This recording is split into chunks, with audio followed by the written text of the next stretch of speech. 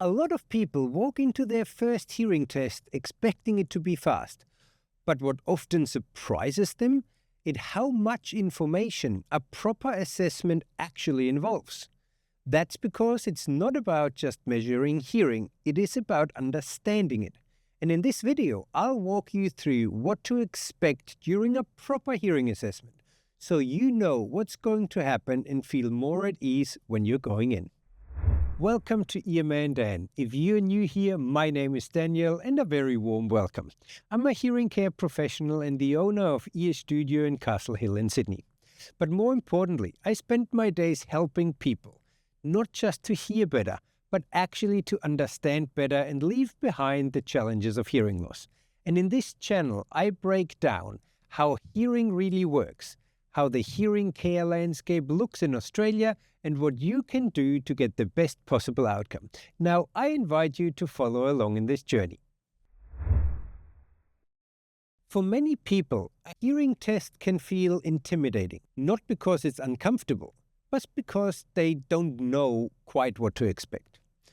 And the first thing to know is that a hearing assessment is actually not about passing or failing a test, unless you're coming in for a pilot's license test where you have to meet certain criteria. But for most people, it's about building a clear picture of how your ears are working and how your ears and the brain are working together. A proper hearing assessment takes time, not because the tests are complicated, but because understanding your hearing really shouldn't be rushed. This is one of the most important appointments in your hearing care journey. When you include the discussion, the actual ear health checks, the hearing measurements, and a clear explanation of the results, that process often takes well over an hour, even an hour and a half. And that is actually very well invested time. Understanding your hearing is simply the most important thing at this stage, because everything else builds on that. And another important part of a thorough assessment is that decisions don't need to be rushed. In many well-run clinics, the first appointment focuses purely on understanding how you are hearing, what issues you are facing, and explaining those results to you clearly. And then more detailed discussion about hearing aids, hearing technology, or next steps, they often happen in a separate follow-up appointment. Once you've had time to process the information, ask some informed questions, and that separation is actually intentional. It keeps the assessment focused on just purely understanding your hearing, not any decision-making. And a proper hearing assessment usually follows a clear and logical flow. And it also often involves one of your regular communication partners. That's actually very important and useful information for the hearing care professional assessing your hearing.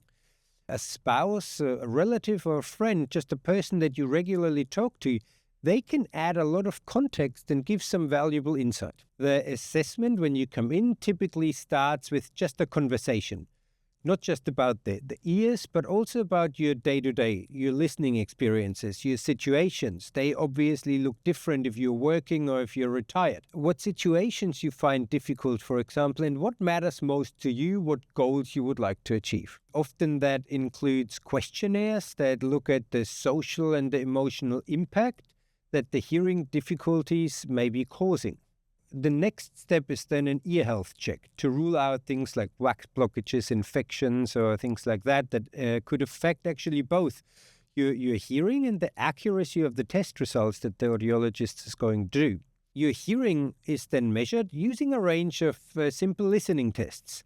There's no trick to that, and there's no right or wrong response as such. The goal is really accuracy here, not perfection. You don't need to achieve a certain score. We just need to be very accurate in what we are getting.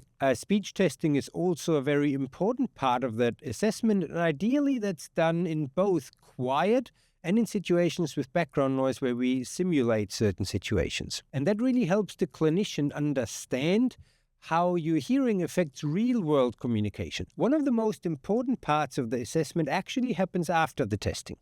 Your results should be clearly explained to you in very plain language. You should understand, number one, what was tested, Number 2, what was found. And number 3, how that relates to the listening difficulties that you experience in your day-to-day life. This entire process is really very different from a short hearing screening or a quick 15-minute hearing check. Screening tests can be useful as a first step, but they are not designed to give you a full picture of your hearing or to guide long-term decisions about your hearing health. By the end of a really good hearing assessment, you should feel clearer, not more confused. You should understand your results and you should understand your options. And you receive a clear summary to take away with you and share with your doctor or family members if that's wanted or needed. Now, once you understand what a proper hearing assessment looks like, the process becomes far less intimidating. You know what to expect, you know what questions to ask, and whether you're being given the time and explanations that you really deserve. That understanding of how a hearing test should work makes it much easier for you to recognize good hearing care, and it enables you to make really confident decisions going forward. Now, I will see you next week in another video, and until then, I will wish you all the best. Bye-bye.